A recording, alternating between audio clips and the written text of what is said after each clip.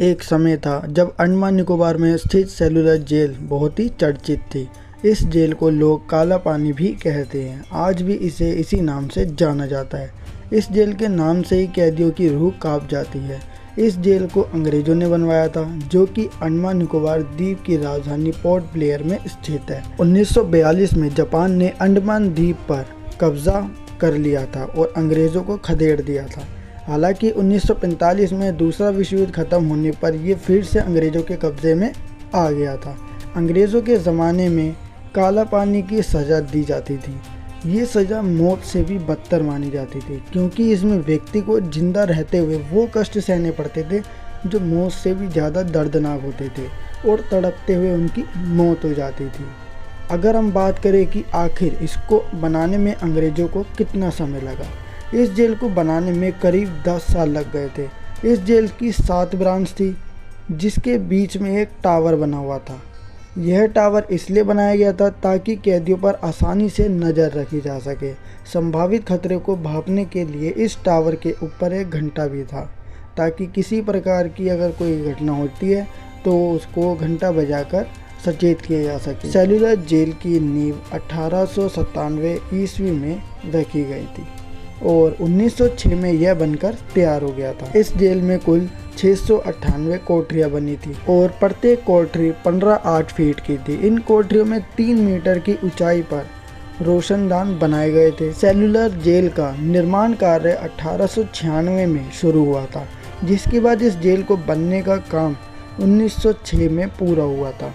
इस जेल का निर्माण ब्रिटिश सरकार के द्वारा किया गया था। इस जेल में ब्रिटिश सरकार भारत के स्वतंत्रता सेनानियों को रखती थी। अब अगर हम बात करें कि आखिर काला पानी की सज़ा क्यों दी जाती थी, इस सज़ा के अंतर्गत अंग्रेजी सरकार का विरोध करने वाले स्वतंत्रता सेनानियों को उम्र भर जेल के अंदर रखा जाता था और काले पानी की सज़ा दी जाती थी, ताकि उनके विरोध के कारण जो प्रभाव जनता पर पड़ा है वह पूरी तरह से समाप्त हो सके और आगे से कोई भी व्यक्ति सरकार का विरोध करने की कोशिश ना करे। सेलुलर जेल को काला पानी कहा जाता था क्योंकि जेल के चारों तरफ समुद्र था और इसलिए कोई भी कैदी यहाँ से बच के जाने की उम्मीद नहीं कर सकता था। हर एक कोठरी में एक कैदी होता था ताकि कोई भी स्वतंत्रता संग्राम की नीति ना बना सके, और कोठरी के ऊपर बहुत ही कम ऊंचाई पर एक जाली या फिर रोशनदान बना हुआ था। अब आप ये सोच रहे होंगे कि अगर कम ऊंचाई पर जाली है तो कोई वहाँ से भाग क्यों नहीं जाता। अगर कोई कैदी जेल से भागने की कोशिश भी करता तो वहाँ, जैसे कि मैंने आपको बताया कि वहाँ पर जो समुद्र है वो वहीं जाकर गिरता, क्योंकि काला पानी की सज़ा जहाँ दी जाती थी वह पूरी तरह से समुद्र से घिरा हुआ था और उसके आसपास कई किलोमीटर तक कोई ज़मीन नहीं थी। ऐसे में किसी भी कैदी का जेल से भागना असंभव था। सेलुलर जेल में कैदियों के साथ बीमारियों का भी घर होता था। हर कोठरी पर छप्पर था जिसमें कैदियों के लिए सिर्फ दुख और भयंकर रोग भरे हुए थे। हवा बदबूदार बीमारियों का खजाना थी। बीमारियां असीमित खुजली और दाद जैसे एक और चर्म रोग, जिसमें बदन की खाल फटने और छिलने लगती है, जो वहाँ बहुत ही आम था। कैदियों को कोई भी बीमारी होने के बाद उसका इलाज, सेहत और उसकी देखभाल और उसके घाव भरने का कोई उपाय वहाँ पर नहीं था।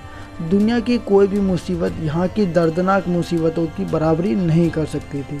और जब कोई भी कैदी मर जाता था तो लाश ले जाने वाला उसकी टांग पकड़कर खींचता और बिना नहलाए उसके कपड़े उतारकर रेत के डेरे में डाल देता था और दबा देता था। ना ही उसकी कब्र खोदी जाती थी और ना ही नमाज ए जनाजा पढ़ी जाती थी।